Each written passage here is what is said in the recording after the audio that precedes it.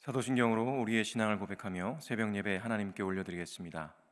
전능하사 천지를 만드신 하나님 아버지를 내가 믿사오며 그 외아들 우리 주 예수 그리스도를 믿사오니 이는 성령으로 잉태하사 동정녀 마리아에게 나시고 본디오 빌라도에게 고난을 받으사 십자가에 못 박혀 죽으시고 장사한 지 사흘 만에 죽은 자 가운데서 다시 살아나시며 하늘에 오르사 전능하신 하나님 우편에 앉아 계시다가 저리로서 산자와 죽은 자를 심판하러 오시리라.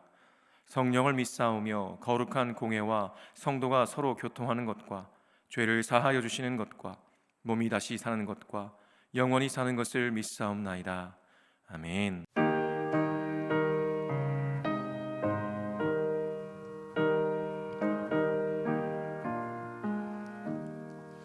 주와 같이 길 가는 것 즐거운 일 아닌가.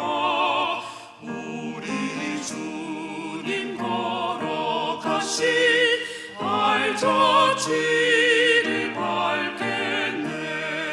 한 걸음 한 걸음 주 예수와 함께 날마다 날마다 우리 걸어가리. 어린아이 같은 우리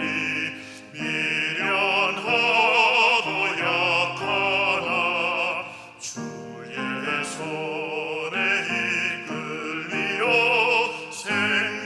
생명길로 가겠네. 한 걸음 한 걸음 주 예수와 함께 날마다 날마다 우리 걸어가리. 꽃이 피는 들판이나 험한 골짜기라도 주가 인도하는 대로 주와 같이 가겠네. 한 걸음 한 걸음 주 예수와 함께 날마다 날마다 우리 걸어가리. 옛 선지자 헤녹같이 우리 기도 천국에 들려 올라갈 때까지 주와 같이 걷겠네. 한 걸음 한 걸음 주 예수와 함께 날마다 날마다 우리 걸어가리. 이 시간 우리에게 주시는 하나님의 말씀은 누가복음 2장 41절에서 52절까지의 말씀입니다. 제가 봉독하겠습니다. 그의 부모가 해마다 6월절이 되면 예루살렘으로 가더니 예수께서 12살 되었을 때에 그들이 이 절기의 관례를 따라 올라갔다가 그 날들을 마치고 돌아갈 때에 아이 예수는 예루살렘에 머무셨더라.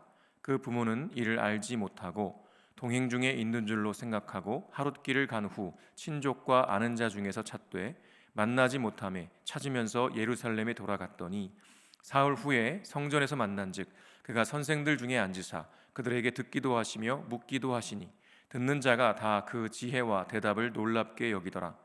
그의 부모가 보고 놀라며 그의 어머니는 이르되 아이야 어찌하여 우리에게 이렇게 하였느냐. 보라 내 아버지와 내가 근심하여 너를 찾았노라. 예수께서 이르시되 어찌하여 나를 찾으셨나이까. 내가 내 아버지 집에 있어야 될 줄을 알지 못하셨나이까 하시니 그 부모가 그가 하신 말씀을 깨닫지 못하더라. 예수께서 함께 내려가사 나사렛에 이르러 순종하여 받드시더라. 그 어머니는 이 모든 말을 마음에 두니라. 예수는 지혜와 키가 자라가며 하나님과 사람에게 더욱 사랑스러워 가시더라. 아멘. 기도하겠습니다. 사랑해 주님, 감사합니다. 간밤에도 평안케 하시고 이렇게 눈을 떠 주님께서 만드신 세상을 바라보며 예배할 수 있다는 것이 얼마나 큰 복인지요. 오늘도 새벽을 깨워 예배하는 이 시간을 귀히 여기며 하늘의 문이 열리는 복된 은혜가 있게 하여 주옵소서. 예수 그리스도를 믿음으로 구원받은 인생이지만 여전히 우리는 이 땅을 밟고 살아갑니다. 때로 삶의 어려움으로 바닥을 보고 살아갈 때가 있습니다. 그러나 우리는 바닥을 보는 것이 아니라 저 하늘을 보며 살아갈 하나님의 자녀임을 잊지 않게 하여 주옵소서. 이 땅을 살아도 우리의 시선이 하늘을 향하게 하여 주옵소서. 오늘도 진리의 말씀으로 가르쳐 주시는 주님께 감사드리며 예수 그리스도의 이름으로 기도합니다. 아멘. 할렐루야. 오늘도 주님을 예배하는 자리에 서신 모든 분들에게 하나님의 한량없는 은혜와 복이 넘치시기를 간절히 축원합니다. 오늘은 우리가 잃어버린 것이라는 제목으로 하나님 말씀 전하겠습니다. 오늘 본문은 정말 특별한 이야기를 담고 있는데요. 왜냐하면 예수님의 유년 시절을 부분적으로나마 알 수 있는 사건을 다루고 있는 유일한 본문이기 때문입니다. 누가는 누가복음 2장 40절에서 아기 시절의 예수님에 대해서 이렇게 기록하고 있습니다. 아기가 자라며 강하여지고 지혜가 충만하며 하나님의 은혜가 그의 위에 있더라. 아멘. 예수님은 자라가면서 강하여지고 지혜가 충만하여 하나님의 은혜가 그의 위에 있었다고 말씀하고 있습니다. 그리고 오늘 본문은 그런 아기 예수님이 성인이 되어가는 과정에서 어떻게 자라고 계시는지 보여주는 징검다리 같은 장면을 나타내주고 있죠. 오늘 본문의 배경은 유월절입니다. 이스라엘은 유월절, 칠칠절, 초막절을 3대 절기로 지키는데요. 이 3대 절기에는 이스라엘 남자들이 이스라엘에 올라가서 제사를 드리도록 되어 있습니다. 그 중에서도 가장 큰 유월절이 바로 오늘 본문의 배경이 되는 절기입니다. 예수님의 가족들도 매해마다 유월절이 되면 예루살렘으로 올라갔었는데요. 올해는 예수님이 12살 되던 해였습니다. 유대인들은 성인식을 13살이 되면 하는데요. 그러니까 예수님이 성인식을 하기 전 어머니 마리아와 함께 예루살렘으로 올라가는 유년 시절의 마지막 유월절이라고 볼 수 있겠습니다. 그런데요, 그렇게 성인식을 치르기 전 마지막 유월절을 마치고 집으로 돌아가는 길에 사건이 터지고 맙니다. 43절부터 45절입니다. 그 날들을 마치고 돌아갈 때에 아이 예수는 예루살렘에 머무셨더라. 그 부모는 이를 알지 못하고 동행 중에 있는 줄로 생각하고 하룻길을 간 후 친족과 아는 자 중에서 찾되 만나지 못하매 찾으면서 예루살렘에 돌아갔더니. 학자들의 연구에 따르면 당시 6월절이면 예루살렘에 보통 한 12만 명 이상의 사람들이 몰려들었다고 합니다. 아마도 상당히 많은 인파들로 북적이는 상황이었을 것입니다. 그런 복잡한 상황에서 고향집에서 함께 온 가족, 친지들과 무리를 지어 이동하는 것이 너무나도 당연한 것이었죠. 그리고 아직 성인식을 치르지 않은 유년의 예수님도 당연히 이 가족, 친지들의 무리에 섞여서 함께 고향 나사렛으로 내려가는 것이 당연한 것이었습니다. 그래서 부모들도 당연히 예수님이 함께 무리에 섞여 내려가고 있는 것으로 생각하고는 눈에 보이지 않아도 크게 이상하게 생각하지 않았을 것입니다. 친척들이랑 어딘가에서 어울려 놀면서 오나보다 했을 것이죠. 그런데요, 하룻길을 간 후에도 예수님이 보이지 않는 것입니다. 그래서 친족과 아는 사람들 사이를 둘러보며 예수님을 찾았습니다. 그러나 안타깝게도 예수님은 그 어디에도 보이지 않았죠. 고향으로 내려가는 그 무리에 예수님은 없었던 것입니다. 요셉과 마리아 부부는요, 아들 예수를 잃어버린 것입니다. 그것도 예루살렘을 떠난 지 하루가 지나도록 그것을 알아채지 못했으니 얼마나 당황스러웠을까요? 여러분, 어린 아이를 둔 부모의 입장에서 가장 심각한 충격 중에 하나가 바로 그 아이를 잃어버린다는 것입니다. 아마도 지금 예수를 잃어버린 부모는 패닉 상태에 가까웠을 것입니다. 얼마나 놀랐을까요? 그렇게 깜짝 놀라 내려왔던 그 길을 다시 되돌아가며 수많은 군중들 사이를 헤집고 다녔을 것입니다. 예수야, 예수야 하면서 예수님을 찾았을 거예요. 그래서 하룻길을 내려왔지만 다시 예루살렘에 올라갔을 때는요, 사흘이나 걸릴 정도로 샅샅이 찾아다녔던 것입니다. 그렇게 하루, 이틀, 사흘째가 되면서 부모의 마음이 얼마나 타들어갔을까요? 아마도 만감이 교차했을 것입니다. 그러다가 드디어 아이 예수를 발견하게 되는데요. 거기가 바로 성전이었습니다. 아이 예수는 성전에서 뭘 하고 있었을까요? 46절과 47절입니다. 사흘 후에 성전에서 만난즉 그가 선생들 중에 앉으사 그들에게 듣기도 하시며 묻기도 하시니 듣는 자가 다 그 지혜와 대답을 놀랍게 여기더라. 놀랍게도요, 선생들 사이에 앉아서 문답을 하고 있었습니다. 아마도 율법에 관련된 이야기들 나눴을 텐데요, 선생들이 아이 예수의 대답을 듣고는 다들 놀랍게 여기는 중이었습니다. 물론 부모의 입장에서 내 아이가 선생님들한테 칭찬을 받고 있으면 기분이 참 좋겠죠. 그러나 지금 상황은요, 기분 좋은 상황이 결코 아니었습니다. 아이가 부모 곁에 있어야 하는데 사흘씩이나 부모 곁이 아니라 다른 곳에서 문답이나 하고 있으니 부모의 기분이 좋을 리 없는 것이죠. 부모 입장에서는 아이를 찾았으니 안심이 되면서도 또 반대로 화가 불같이 일어났을 것입니다. 부모는 자식 찾겠다고 미친 사람처럼 막 사흘을 돌아다녔는데 자식은 선생님들이랑 한가롭게 문답이나 하고 있었으니 얼마나 화가 났겠습니까? 그래서 요셉과 마리아가 황당하여서 이 아이 예수에게 묻습니다. 48절과 49절인데요, 그의 부모가 보고 놀라며 그의 어머니는 이르되 아이야 어찌하여 우리에게 이렇게 하였느냐, 보라 내 아버지와 내가 근심하여 너를 찾았노라. 예수께서 이르시되 어찌하여 나를 찾으셨나이까? 내가 내 아버지 집에 있어야 될 줄을 알지 못하셨나이까? 하시니, 어머니 마리아가요, 얘야 어떻게 우리에게 이럴 수 있니? 봐라 네 아버지와 내가 얼마나 너를 애타게 찾았는지 아니? 하면서 나무라듯 말하죠. 보통 이렇게 엄마가 말하면요, 엄마 죄송해요, 제가 선생님들이랑 이야기를 나누는 것이 너무 재미있어서 그만 말씀도 못 드리고 이렇게 걱정을 끼쳐드렸네요, 정말 죄송합니다 하고 말하는 것이 맞을 것입니다. 그런데요, 예수님은 오히려 반문합니다. 아니 어머니, 왜 저를 찾으셨습니까? 제가 제 아버지 집에 있는 것이 당연하지 않습니까? 라고 말이죠. 부모의 입장에서 이 대답은요, 정말 황당한 대답이었습니다. 그러나 예수님 입장에서는요, 이것이 너무나도 당연한 대답이었죠.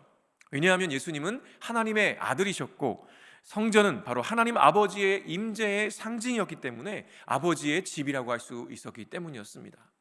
이를 볼 때 이미 예수님은요, 완전한 인간이셨지만 동시에 완전한 하나님이셨음을 알 수가 있습니다. 당신이 단순히 육신의 부모인 요셉과 마리아의 아들이 아니라 하나님의 아들 메시아이심을 알고 계셨던 것이죠. 그런데 이 사실을 부모인 요셉과 마리아는 잊어버리고 있었습니다. 본문 50절입니다. 그 부모가 그가 하신 말씀을 깨닫지 못하더라. 안타깝지만요, 요셉과 마리아에게는 예수는 하나님의 아들이 아니라 그저 자신들의 육신의 아들로 여기고 있었다는 것을 알 수 있습니다. 그러니 지금 예수님의 대답을 도저히 이해할 수가 없었던 것이죠. 그러나 사실 요셉과 마리아는요, 누구보다도 예수님이 하나님의 아들이심을 잘 알고 있었습니다. 누가복음 1장 31절부터 33절 예수님의 수태고지를 다시 한번 보겠습니다. 보라 내가 잉태하여 아들을 낳으리니 그 이름을 예수라 하라. 그가 큰 자가 되고 지극히 높으신 이의 아들이라 일컬어질 것이요 주 하나님께서 그 조상 다윗의 왕위를 그에게 주시리니 영원히 야곱의 집을 왕으로 다스리실 것이며 그 나라가 무궁하리라. 아멘. 이렇게 예수님은요, 잉태되는 순간부터 천사로부터 예수님이 하나님의 아들로서 하나님의 나라를 왕으로서 다스리실 것임을 고지되었습니다. 그뿐 아니라 정결 예식을 하러 예루살렘에 갔다가요, 경건한 사람 시므온과 여선지자 안나의 예언을 통해서도 예수가 바로 하나님이 약속하신 메시아이심을 들어서 알고 있었습니다. 심지어 요셉과 마리아는요, 예수님이 동정녀인 상태에서 잉태되고 출산하였음을 가장 잘 알고 있던 장본인들이었습니다. 그런데요, 시간이 지나면서 예수가 어떤 존재이신지를 잊어버리고 그저 자신들의 아들로서 대하며 살아왔던 것이죠. 늘 나와 함께 있었지만 그분이 메시아이심을, 하나님의 아들이심을 잊어버리고 살았던 것입니다. 그래서 지금 아들 예수의 이런 대답을 도저히 이해할 수가 없었던 것입니다. 그러니까 지금 이 사건은요, 단순히 육신의 아들을 잊어버린 사건이 아니라 하나님의 아들이신 예수님의 참 정체를 잊어버린 사건이었던 것입니다. 하나님께서는 이 사건을 통해서요, 요셉과 마리아에게 또 저와 여러분에게 다시 말씀하시는 것입니다. 예수는 너희 육신의 아들, 즉 참 인간일 뿐만 아니라 나의 아들, 즉 참 하나님이시다라는 것을 다시금 깨닫게 해주시는 사건이었던 거죠. 게다가 예수님은요, 어찌 보면 육신의 부모님께 대하여 버릇 없는 행동을 한 것처럼 보이지만 이 사건 이후에요, 곧바로 부모님을 따라가서 여전히 부모님께 순종하여 섬기셨습니다. 그리고 어머니 마리아는요, 그러한 예수님의 언행을 보면서 그 모든 말을 특별히 마음에 간직하게 되죠. 51절과 52절입니다. 예수께서 함께 내려가사 나사렛에 이르러 순종하여 받드시더라. 그 어머니는 이 모든 말을 마음에 두니라. 예수는 지혜와 키가 자라가며 하나님과 사람에게 더욱 사랑스러워 가시더라. 아멘. 그리고 마지막 52절에서 예수는요, 지혜와 키가 자라가며 하나님과 사람에게 더욱 사랑스러워 가셨다고 말씀하고 있습니다. 이것이 바로 예수님이 완전한 인간인과 동시에 완전한 하나님이셨음을 증거해내는 또 다른 장면이기도 하죠. 예수님은 하나님이셨지만 인간과 똑같이 어머니의 태로부터 나셔서 아기와 유년 시절을 지나 그 키와 지혜가 자랐습니다. 그리고 하나님과 사람에게 더욱 사랑스러워 가셨죠. 예수님은 완전한 하나님이셨음에도 육신의 부모님에게 순종하여 섬겼고요, 하나님의 아들로서의 정체성도 확고히 하고 계셨습니다. 얼마나 아름다운 모습인지 모릅니다. 그러한 예수님의 모습은 그 키와 지혜가 자라가며 하나님과 사람에게 더욱 사랑스러워 가시는 온전한 성장의 모습을 또한 보여주셨죠. 이것이 바로 우리가 따라야 할 모범이기도 합니다. 우리는 때때로 우리의 일상을 바쁘게 살아간다는 이유로 우리와 늘 함께 하시는 예수님을 잊어버리고 살아갑니다. 예배도 드리고 밥 먹을 때가 되면 기도도 하고 잠들기 전에 감사의 기도도 올려드리긴 하지만 때로는 그것이 전부일 때가 있죠. 우리의 24시간을 돌아보면 그 모든 순간에 내 안에 함께 하시는 예수님이 계심에도 불구하고 그 예수님을 전혀 생각하지 않고 잊어버리고 살아갈 때가 얼마나 많은지 모릅니다. 그러다가 어느 순간 내 힘으로 감당이 안 되는 어렵고 힘든 일이 터지면, 즉 요셉과 마리아가 신나게 친지들과 어울려 하룻길을 가다가 그제서야 예수님이 안 계신 것을 깨달았던 것처럼 그렇게 일이 터져야만 예수님을 찾고 있지는 않은지 돌아봐야 하는 것입니다. 그리고 우리가 그렇게 평소에 잊고 지내는 그 예수님이 바로 유일하신 삼위일체 하나님이시며 온 우주와 만물의 왕이요 온 세상의 주인이심을 다시금 새롭게 해야만 하는 것이죠. 어쩌면 우리가 잃어버린 것은 돈과 건강과 시간 같은 것이 아니라 그 모든 것의 주인이신 예수 그리스도, 그분이 아니겠습니까? 그러니 이제라도 내 안에 계신 예수님을 주목하여 바라보시기 바랍니다. 그분이 온 우주와 만물을 창조하신 창조주시며 우리의 모든 것을 아시는 하나님이시며 우리를 죽기까지 사랑하신 주님이심을 매 순간 기억하시고 그 믿음으로 날마다 주님과 행복하게 동행하시는 저와 여러분 되시기를 간절히 축원합니다. 주기도문으로 예배를 마치겠습니다. 하늘에 계신 우리 아버지여, 이름이 거룩히 여김을 받으시오며 나라가 임하시오며 뜻이 하늘에서 이루어진 것 같이 땅에서도 이루어지이다. 오늘 우리에게 일용할 양식을 주시옵고 우리가 우리에게 죄 지은 자를 사하여 준 것 같이 우리 죄를 사하여 주시옵고 우리를 시험에 들게 하지 마시옵고 다만 악에서 구하시옵소서. 나라와 권세와 영광이 아버지께 영원히 있사옵나이다. 아멘.